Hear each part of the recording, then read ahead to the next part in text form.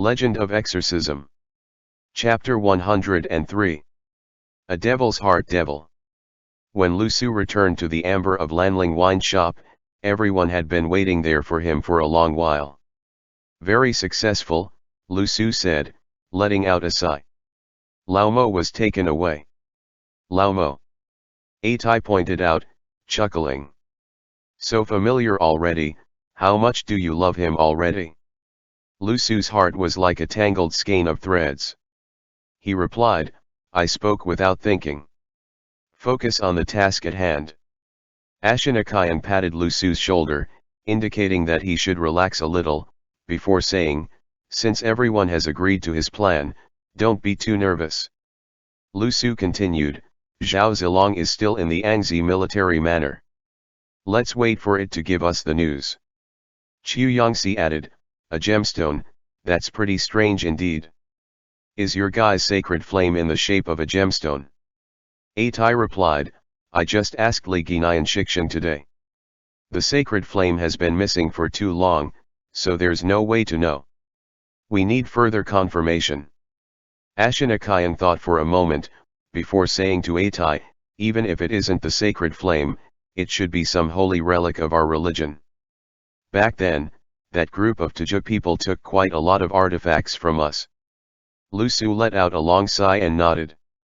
He still felt a little uneasy when he thought about Morrigan's dark dreamscape, those words that Qiu Yangxi had secretly spoken to him on the roof through a communication array, and Yang Kuozhong's actions. He couldn't help the uncertainty that grew in his heart. Let's wait for any news, Lu Su said. Everyone then began to discuss their strategy in low voices. A Tai said to Ashinakayan, bring the scriptures here, and let's check to see how many artifacts were lost. Lu Su walked down the stairs and came to the backyard, standing in the evening that hovered on the brink between spring and summer. His mood was very complicated, although he had already clearly come to an agreement with Morrigan. When he saw him fall to their enemies' hands, he couldn't help but worry for him. Hey, little dear. Qiu Yangxi had just taken a bath, and was now standing in the courtyard, clad in a white robe that showed off his tall, strong build. He was air-drying a few talismans that he had just made, lifting his head to smile at him. Don't be so worried that you won't be able to fall asleep at night. That's none of your business, Lu Su replied coldly. But just as he was about to turn and leave, he remembered something, and he asked Qiu Yangxi, who is Yeming? It's Yeming. Qiu Yangxi then gestured in a choking motion, before stretching his neck out.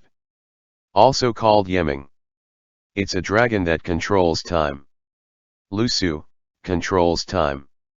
There is a place called the Dragon Subduing Tower, Qiu Yangxi replied easily. Xiao, dragons, and huge snakes. After a large battle between the prehistoric gods, all of the dragons that broke the laws of heaven were locked up in that place. What about the rest? Lu Su asked. Naturally, the rest of them were innocent. They were free, so they either wandered the four seas, or they took up residence within the mountain ranges. Lu Su had heard Hung Jun mention before that Qiu Yangxi's life mission was to capture Xiaoyu and seal him away again in the tower.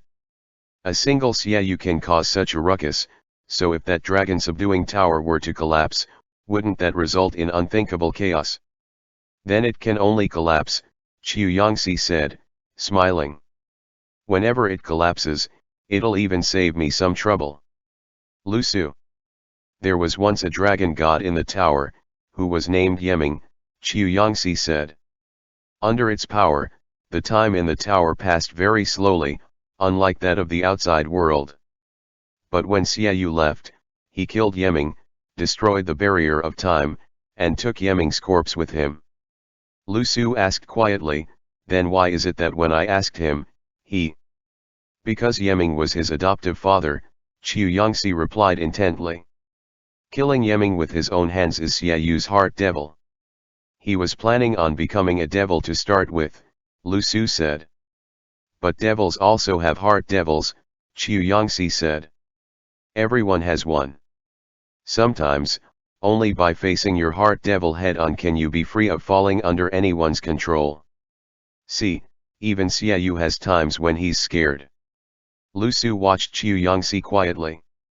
Qiu Yangxi continued, as for your heart devil, what would that be? Your hatred towards Xiaoyu? Or is it what you feel towards Lao Mo? I'm leaving.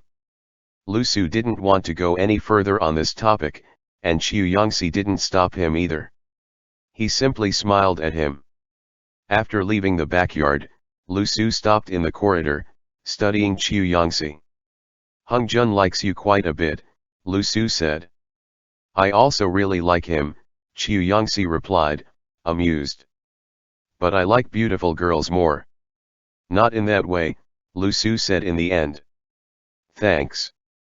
Just as Lu Su was about to return inside, Qiu Yangxi suddenly said, in that wolf's heart, there is a knot that can't be undone. I know, Lu Su replied. You have one too?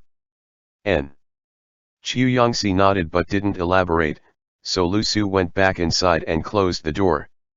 Luoyang, the Tenli of the Heavenly River.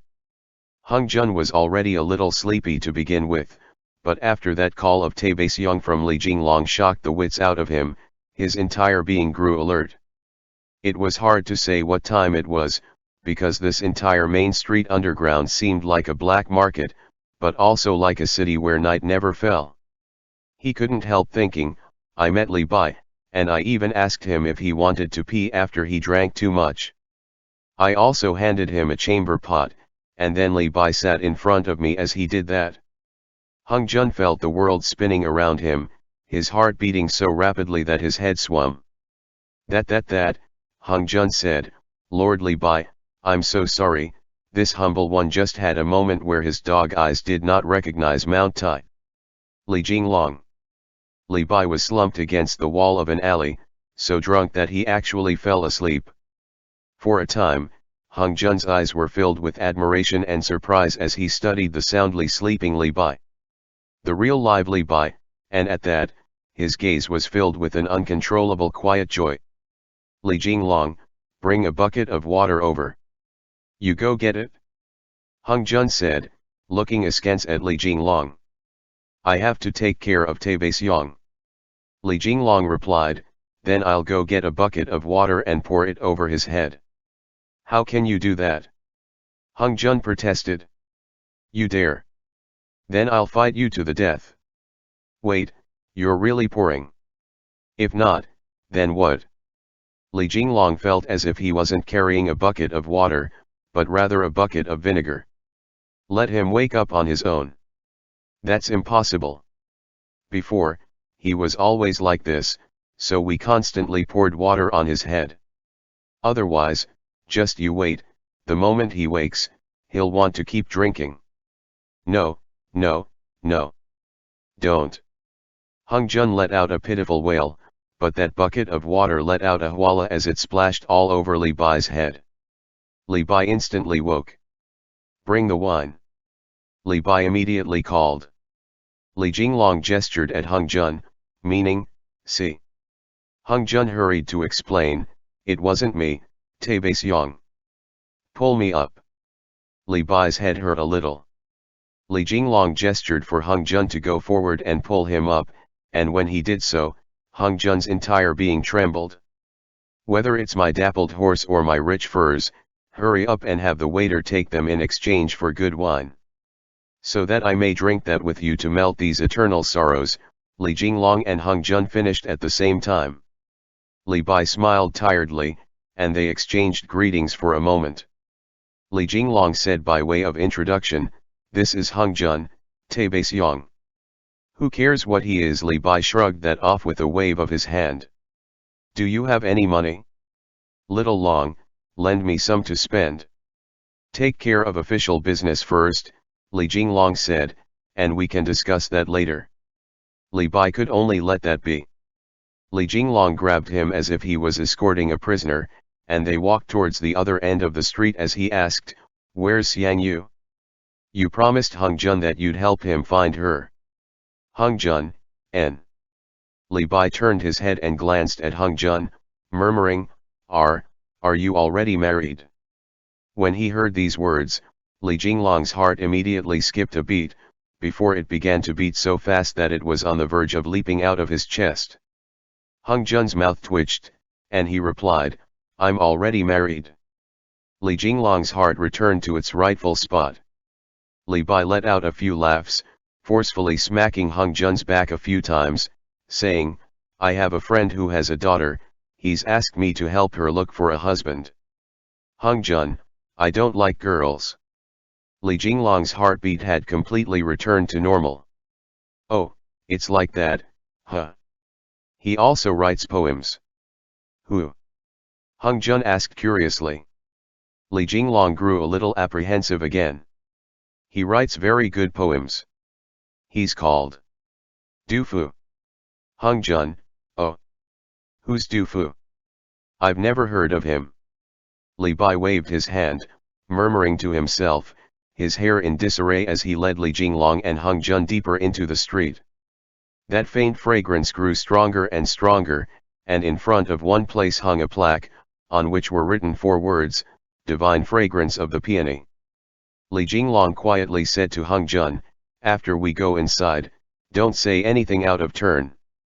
Hung Jun nodded, having long since forgotten the reason for their coming here. He asked, in a bit, can we take Fei Tian Ye Xiang back with us for the night? I still want to talk with him a little. Li Jinglong couldn't help the headache he felt at those words. What was there to chat about with the drunkard that they brought back? Li Bai was awake less than he was drunk, and when he was sober, he never discussed poems with anyone. Once in a while, if he got a flash of inspiration, he would compose something right then and there, but after he finished, he would start drinking again. Other than Wang Lun and people who liked to make merry and drink together, it was very hard for others to find a common topic of conversation with him. If you want to, then bring him along, Li Jinglong said. But make sure that when you do, you watch him well, don't let him draw his sword casually. Hung Jun nodded. The 3 of them walked in, only to see that the divine fragrance of the peony was decorated very lavishly inside, but there was not a single guest in the hall. 4 sets of stairs were situated around the hall, and in the center sat a black-robed man. As soon as Li Jinglong saw him, he thought to himself, damn, the enemy has probably long since made their preparations. When Hung Jun saw that black-robed man, he too was stunned. That man's features were very refined and handsome, with not a trace of the childishness of a youth. At the same time, it wasn't the kind of valor that Li Jinglong and those that practiced martial arts had. His brows were like willow leaves, his nose bridge high, his eyes deep set, his pupils dark as pitch, his skin fair, and his lips parted slightly. Hung Jun had seen too many handsome men in his life, but he hadn't seen a man as handsome as the one in front of him before. He was truly at the peak of handsomeness. And around that black-robed man, there was a large crowd of women dressed in rich robes.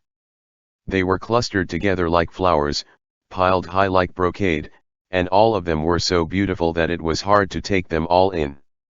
They looked like a vast display of beautiful flowers, surrounding that handsome man sitting in the center of them like a deity. Welcome to my humble store, the man said, Marquis of Yadan. Li Jinglong smiled slightly, replying, I apologize for my oversight. Your Excellency, how did you know that I would come today? Naturally, I have my ways, that man said, but even as he was speaking to Li Jinglong, his eyes were watching Hung Jun. He murmured, let's make friends with each other first. My name is Wanju, but you can call me Little Wan. Li Jinglong narrowed his eyes, studying Wanju, and he muttered in return, where are your brothers? Wine, lust, greed, pride. Wanju lifted a cup, gesturing at Li Jinglong with it. You should be guessing which of them I am, Marquis of Yadan. My older brother is currently busying himself in the city. Why don't you sit first, and after he's done with his work, we can all chat for a bit. This man was truly too damned handsome. Hung Jun couldn't resist glancing at him a few more times, but he didn't have any kind of improper thoughts about him. He figured that it was probably because he and Li Jinglong had just gotten together, and in the eyes of his lover, he looked like Shiji. Though this bastard had an almost perfect face, it was unable to move him. Li Jinglong smiled and looked around, before sitting down on the staircase opposite from Wanju.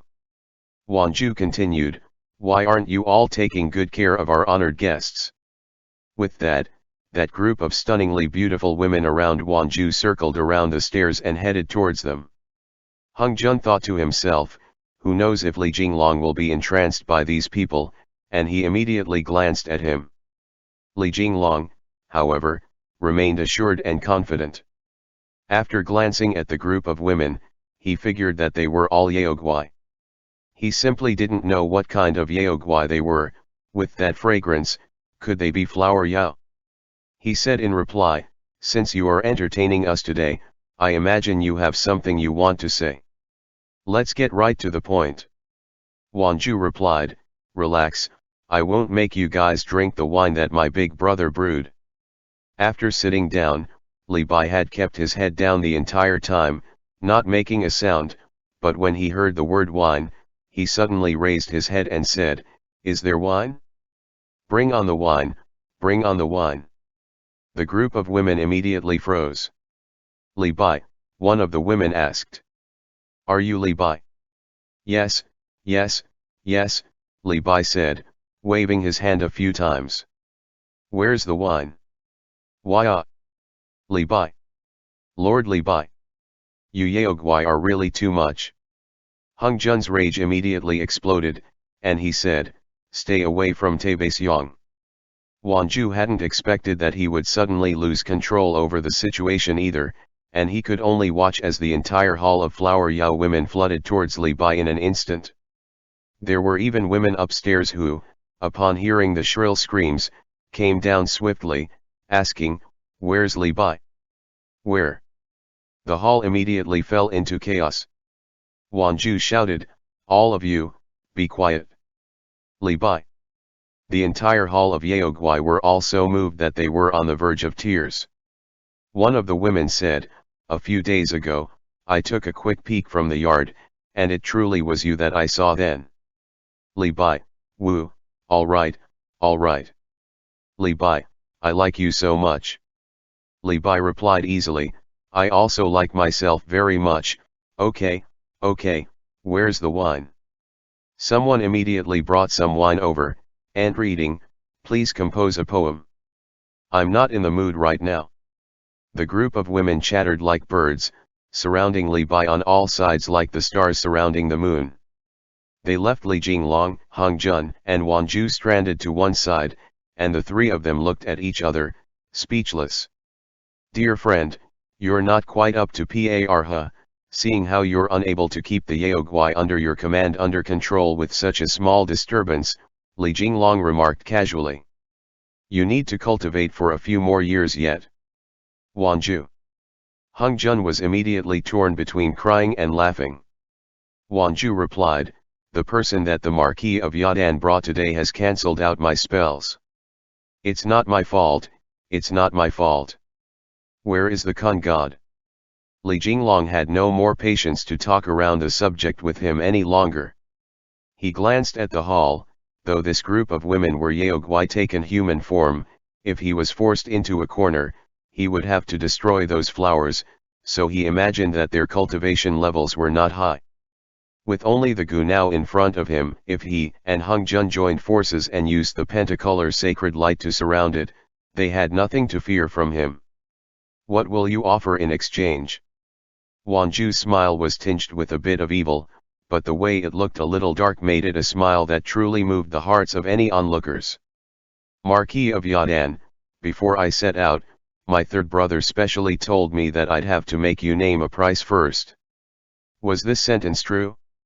Countless thoughts flew through Li Jinglong's head. Perhaps they had already predicted that someone from the Yaojin Palace faction would come to save the Kun god, but they could not have predicted with certainty that it would be him. This was nothing more than an empty show of strength. "What exactly does the Jidushi want?" Li Jinglong asked in response. Wanju slapped his thigh, saying, "You're a straightforward person, Marquis. Lord Li Bai. Don't get too close to him, don't tug at his hair either." Enough. Wanju had finally grown angry. The voices of the Yaoguai grew a little quieter, but they still looked at Li Bai with the same gazes. Clearly, each and every one of them were so charmed by him that their souls had been stolen away. Though Li Bai was already past the age of distinguishing right from wrong without a doubt, he did not look old at all.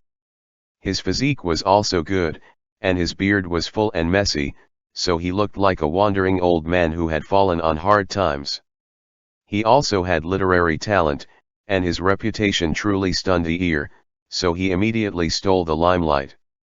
"He was right in the wine shop outside," Hung Jun said. "Have you all never seen him before?" "None of us can go outside," a woman complained. "That's right, they don't let us out of this door," another girl said, glaring at Hung Jun. "A few days ago, we heard that he had come, and though us sisters wanted to take a look outside, they didn't let us get even a look." "I brought him here," Hung Jun said. "So what?" Hung Jun replied, "If I hadn't brought him here, you guys wouldn't have been able to see him." "What do you want?" "I don't want anything," Hung Jun said. "Just don't you all go leaning up against him, and don't go lying in his lap."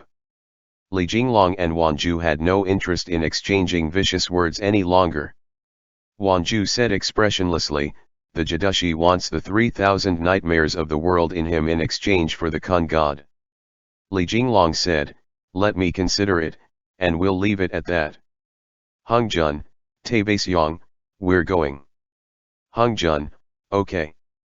The Yao women all let out sounds of disappointment. Li Bai had drunk a few mouthfuls of wine, and he rose and stumbled away. He staggered. Li Jinglong grabbed him, and without turning his head back, walked out the door. "Marquis of Yadan," Wanju suddenly said. "You cannot touch me, but I also cannot touch you. Don't make more trouble for yourself." Li Jinglong turned back and glanced at Wanju, narrowing his eyes and studying him. Suddenly, he remembered that person named Wenbin who was lying in the exorcism department, and he suddenly understood. He nodded politely at Wanju.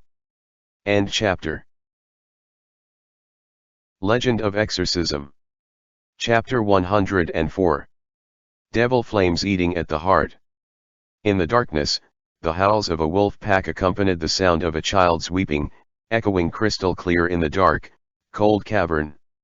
He was slumped on the icy cold ground, his tears and snot making a mess of his face.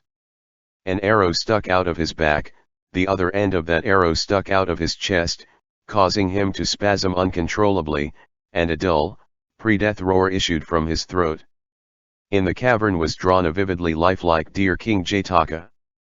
That entirely snow-white deer king, with spots of 9 colors on its back, turned and walked out of the painting. The wolves made a path for it, and the white deer walked slowly towards the young Morrigan slumped on the ground. We live in this world as if we lie in a bed of thorns. A warm, gentle light shone forth from its antlers, enveloping Morrigan. And from Morrigan's body appeared an image of a wolf, which took the form of the grey wolf with its grey-blue fur. It raised its head and looked towards the white deer. "Go," the white deer said gently. "Even if the sea of thorns stretches forever, there will always be an end to them." It lowered its head slightly, gently rubbing its nose against the side of the grey wolf's neck, the light from its antlers healing his wound. Morrigan struggled to his feet, but the white deer suddenly turned into star-like motes of light that flew out of the cave. Morrigan turned, walking towards the exit, where the light of day was just breaking over the forests. Daybreak had come. A single ray of dawn light streamed into the Angzi military manor, shining down on Morrigan's forehead, on the space between his eyebrows. He opened his eyes, his body half naked, his shoulders and back covered in whip marks. He sat in the corner of his prison cell, remembering that moment in his dream. The door to the cell opened, and a tall, strong man called from outside, "Morrigan, come out." Morajan's 7 nailed arrows had already been taken away, and he did not have a single artifact on him. Chains made from a special kind of gold shackled his wrists and ankles, clanking as he walked, and he shuffled into the hall. Enlushan had sent away his companions, leaving behind only 2 black-robed men standing to his left and right.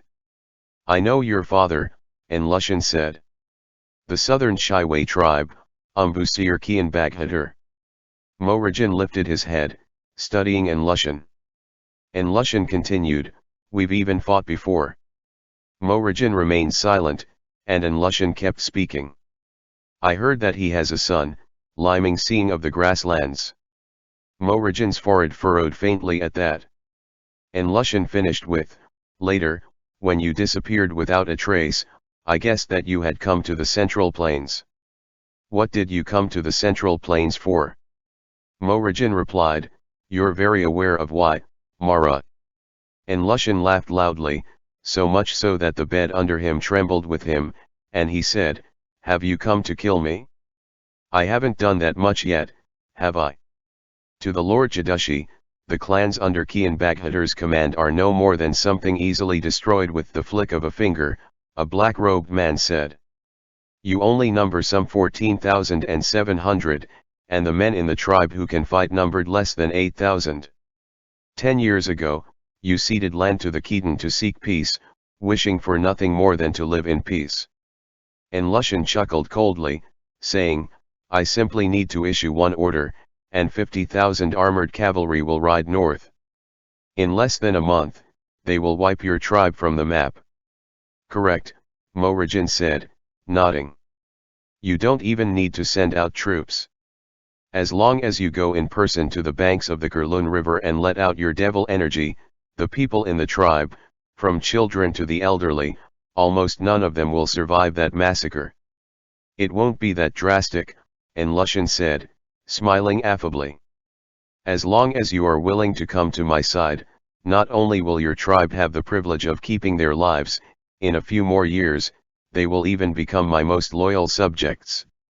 "If I were to say that I was willing to surrender," Morajan replied coldly, appraising Enlushan, "would you believe me?"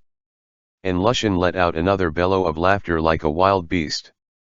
After he finished, he studied Morajan carefully, before rising from his bed and walking forth. He came to a stop in front of Morajan, his voice much lower than before, and he said, "I know what Li Jinglong is looking for, but what a pity, you all are looking in the wrong place." Morajan's eyes widened swiftly, but not a moment after, Enlushan shot out a hand, pressing it against the left side of his chest. Morajan was caught off guard, and a sliver of devil chi coiled around him. He let out howls of pain as his heart was actually forcibly dragged out by that devil chi. That heart was shining with a grey-blue light, which was constantly getting eaten away by the devil chi. Morajan widened his eyes, his empty pupils looking towards his own heart hovering in the air. "Since you can accomplish it, why not do so? Your arrows can reach where no weapon can. You only need this one arrow to get revenge for your mother. I see it." Accompanied by Enlushan's unrestrained laughter, the image of Morajan kneeling on one knee before a sickbed slowly appeared. The hatred that he felt 13 years ago, the illusions in the sea of blood, all that gathered into blackened, blood vessel-like meridians, which gradually covered the entire surface of the heart. The heart was still beating, and without making a sound, Morajan began to struggle mightily. "And what is there that lies even deeper below the surface?" Enlushan's voice sank even lower, growing hoarse. "A Yaogwai. He's a Yaogwai." Horrified gazes flashed in front of him. On the archery field, Morajan taught his younger brothers martial arts, before tripping a brother so he landed on the ground. He smiled as he reached a hand out to pull him up, but the other boy fled in terror. In the tent, his father's wives all looked at Morajan. His father waved a hand, beckoning him over, before raising his hand and giving him a slap. Morajan was silent. The scene changed. Hung Jun rode on the grey wolf, who raced along under the moonlight, leaping over the rooftops. "Morajan! Hung Jun asked quietly. The grey wolf stopped in its tracks, turning its head back slightly. Hung Jun gestured for it to continue, asking, "Are you a Yao?" "I guess I count as one," the grey wolf replied. "It's been almost 100 years since the reincarnation of the grey wolf appeared in the tribe. I don't know what I am either. Don't tell Atai and the rest of them." The grey wolf seemed to not want Li Jinglong to hear too much, and when they came to a yard, it arched its body and leapt onto the top of the garden wall, before jumping from there onto the roof. At this time, the dark clouds over Chang'an slowly parted, and the moonlight shone down brightly. The grey wolf took this youth along, racing soundlessly along the rooftops. "You won't try to capture me, will you?" the grey wolf suddenly asked. Hung Jun began to smile, and he leaned in close to its ear, saying, "Half of me also belongs to the Yao tribes." The grey wolf seemed to find this very surprising, and its ears twitched, before it remarked, "But I don't think you look like one."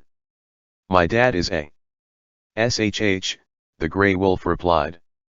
"No need to say more. My dad said before, there isn't a big difference between Yao and humans. There's only the distinction between right and wrong." An old shaman, staff in hand, said in a low voice in front of that fire. "Yao and humans are not much different. There is only the distinction between right and wrong. If you are a Yao, so what?"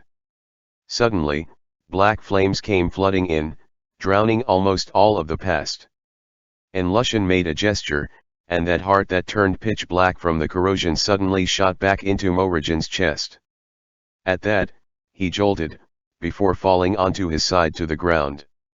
The Carpio was hiding outside the window, one of its fish eyes turned to look into the room, before it slowly pulled its head back. "Get up." One of the black-robed men walked forward, dragging Morajan to his feet with the palm of his hand, forcing him to slowly stand up.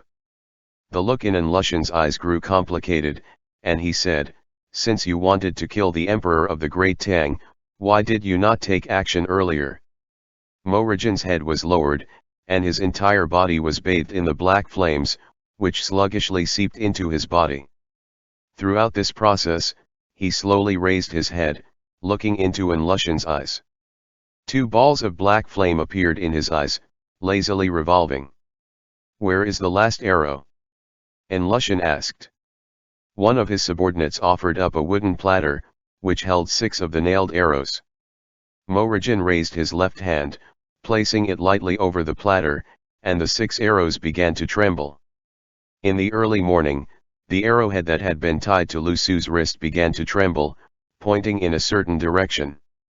Atai, Ashinakayan, and the rest were in the midst of their discussion when Lu Su walked out quickly, gesturing for them to look at where the arrowhead was pointing. The 7 nailed arrows had been crafted in ancient times from fine metal from the west, and like the immortal slaying throwing knives that Hung Jun used, they could recognize their master. Historically, artifacts that had the ability to recognize a master had a long history behind them, and contained very powerful mana as well, but none of them knew how Morajan had made the arrows recognize him as its master. "He's begun to summon the 7 nailed arrows," Lu Su said. Morajan had told them beforehand that when the 7 nailed arrows moved, that meant that he had recovered the ability to summon his artifact. And this also meant, to them, that he had already successfully gained Lushan's trust, and the plan was officially starting. "I must tell you a rather unfortunate piece of news," Atai said to Lu Su, his expression grim. "There might be changes to the plan." "Lu Su, according to the first bits of news that you brought us from your investigations," Ashinakayan explained solemnly, "we did some analysis after consulting the scriptures. What you saw was truly the sacred flame, but that was only one of the forms of the sacred flame, and it hasn't appeared in its entirety. The arm of the sacred flame aside, it has more parts to it. It can turn into any tool based on Lushan's needs at a given moment, and display its deadly strength then. The next time we act, it may not be around his waist anymore. The sacred flame is formless," Atai continued. "Right now, I have a handle on what the chances are of bringing it back. Lu Su replied, when we act, we must confirm where An Lushan has moved it to. Chu Yongxi seemed to have thought of that as well, and he nodded, before continuing, at the same time, we need An Lushan to use it, and everyone will need to have a water-based artifact prepared for us to successfully take it away and be able to seal it for the time being. Lu Su thought, thankfully Morrigan was already at An Lushan's side. Otherwise, if they acted hastily, what would have awaited them was nothing but failure. The sun had risen to the height of 3 bamboo poles. In the Luoyang exorcism department, Hong Jun, his eyes bleary with sleep, pushed Li Jinglong and his embrace off him, rising to check on the condition of the others. Yesterday night, after Li Bai returned with the 2 of them, everyone had collapsed into their beds and passed out. At this time, Li Bai was still snoring away in the hall, his inner robes mussed. Wenbin had taken the medicine, and his condition had grown a little better, so now he was sitting in the open-air corridor, sunning himself. I'm much better now, Wenbin hurried to say upon seeing Hung Jun come over. Honored benefactor, your medicine did have an effect. Hung Jun had him stick his tongue out so he could take a look, before saying, you weren't sick, you were poisoned. I'll make some antidote pills for you to take. After you take them, your condition should improve somewhat, but whether or not the poison can be fully cured depends on your own luck. And saying this, Hung Jun went inside to concoct the medicine for Wenbin. After returning from their trip last night, he knew that the poison that Wenbin had fallen afoul of was the lust poison of the peony flower Yao, and the base for the antidote had to come from the flower Yao as well. However, many Yaoguai had innate Yao poison. After engaging in sexual intercourse with humans, even they themselves would be unable to get rid of that poison. Capturing that flower Yao and bringing her over would require a lot of time, and it might not be effective, so a daring idea came to Hung Jun, use poison to fight poison. The Yao energy in this world could be split into 8 types: life, injury, rest, close, setting, death, fright, open, according to the 8 gates of the Kimandungia. They represented flowers blooming and bearing fruit, and since the flower Yao grew from the power of reproduction and lust, that matched with the power of the life gate in the 8 gates of the Kimandungia. Likewise, that was why Wenbin's entire body was festering, his skin was endlessly sloughing off. Meanwhile, the corpse ghosts that fell in battle represented the end of all things, which matched up with the death gate. As soon as the corpse poison was ingested, it would instantly cause all effects related to life to feel the grief of death. Before, in Liangzhou, Hung Jun had once been endlessly curious about the corpse poison of the corpse ghosts that fell in battle, and he had asked Lu Fei for a few of his hairs, which he had burned into ash. He had also asked for a few drops of his blood, which he sealed up in a bottle. That was why, in this moment, he had brought up the idea of using poison to fight back against the poison. Wenbin praised Hung Jun as a divine doctor and promised him anything in return. As long as he could cure Wenbin of this damned illness, anything else would be a trifle in comparison. I truly love her. Wenbin still didn't know that that woman named Xiangyu was actually a Yaoguai, and he continued, honored benefactor, can you save her as well? If you do, then I'll spend the rest of my life slaving away for you. Hung Jun replied in the affirmative absent-mindedly, lost in his thoughts. He diluted the amount of that corpse poison down again and again, fearing that Wenbin wouldn't be able to handle it. Even if he couldn't cure the poison, he couldn't end up poisoning him to death instead. It would not be too late to instead observe the effects while slowly increasing the dosage. In the end, he diluted it down into 1 small cup of wine, which he handed to Wenbin. Wenbin lifted the cup of wine, saying to Hung Jun, in this life of mine, it was only in that single moment that I felt I truly fell in love with someone. Drink it quickly, Hung Jun said. Stop dallying. Hung Jun was a little moved by this long-winded fellow, but he hadn't expected that just as Wenbin was about to drink, Li Bai, who had woken at some point, said, wine. There's wine. Hung Jun immediately shouted, "You can't drink this. This is medicinal." Li Bai's arm shot out to snatch it away. Hung Jun hurried to stop him, but Li Bai's speed was even faster than Hung Jun's, and he managed to get around him. This was the first time that a mortal had beaten Hung Jun in speed. Immediately, the yard devolved into a scene of chaos. Thankfully, Li Jinglong heard the commotion and hurried outside, grabbing Li Bai's wrist. Only by joining forces did the two of them manage to take the wine back. Hung Jun hurriedly said, "There's still some in the hall, go drink that." And saying this, he fed the wine to Wen Bin. As soon as Wen Bin finished the wine, he shouted loudly, "I'm dying." Everyone was greatly frightened, and they all turned to look at Wen Bin, who instantly fell stiffly forward onto the ground. Hung Jun hurried over to look at him, and Li Jinglong asked, "What medicine did you give him?" Hung Jun swiftly and concisely explained it to him in a few short sentences.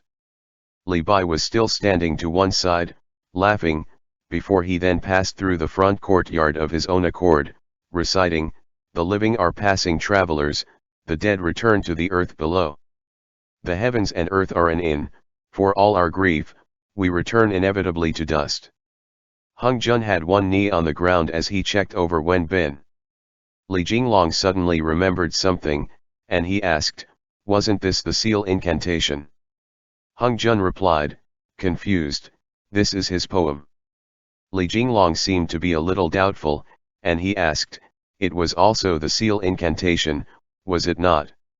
Hung Jun nodded, replying, "That's true." Li Jinglong then asked, "Has Qing Xiang heard of this poem before? Or perhaps it was even earlier? When did Li Bai compose this poem? Li Bai's right in the hall, why don't you go ask him?" Hung Jun said, up to his ears in things he had to do. Saving his life right away is more important. It was only with this that Li Jinglong came back to his senses, and he lifted Wen Bin up in a half embrace, seeing if he was still breathing. He then added, "He's still alive, don't worry." Hung Jun saw that many corpse spots were slowly appearing on Wen Bin's body, as if they were fighting against those lesions. The bright red of his skin slowly darkened. Li Jinglong pressed a hand glowing with white light against his chest, preparing at any moment to inject mana into his heart meridian to assist him with fighting back against the poison. Wen Bin kept spasming, but his breathing slowly grew quite a bit stronger, and the wounds all over his body began to heal at a speed that the naked eye could see. Compared to how his breaths had seemed like stray wisps of air before, his condition now was much better. Hung Jun let out a breath of relief, even as the two of them continued to remain by Wen Bin's side. At the end, Wen Bin opened his eyes and said, "That was truly deathly painful. It worked." Hung Jun let out a long breath. Li Jinglong helped him inside. Wen Bin was just about to kneel and kowtow to Hung Jun, only for Li Jinglong to say, "Don't thank us just yet. Let me ask you, how did you run into my family's Hung Jun?" Hung Jun. Hung Jun found this question very odd. Hadn't it been a coincidence? Wen Bin thought for a bit, before he recalled something and said, "Oh. That's right. That blind man. 9 days ago, I ran into a blind man, and the blind man said that I did not have long left to live. I was sick, and I had to go to the Jixian medicinal hall to have my illness seen to." Hung Jun. Once again, Hung Jun was stunned by Li Jinglong's intelligence. Li Jinglong, however, immediately grabbed Wen Bin, saying quietly, "Tell me clearly, what did the blind man look like? Did he say anything more?" He didn't," Wen Bin replied, after racking his brains. "You guys know him?" His face was very pale, so pale that he didn't look like a person. He seemed to have said. Li Jinglong's forehead was furrowed deeply, and in a quiet voice, he muttered a few lines of an incantation. He raised a hand, pressing it on Wen Bin's forehead, while with his other hand, he held Hung Jun's. In that instant, there was a flash of white light, and Hung Jun saw right into Wen Bin's memories. End chapter.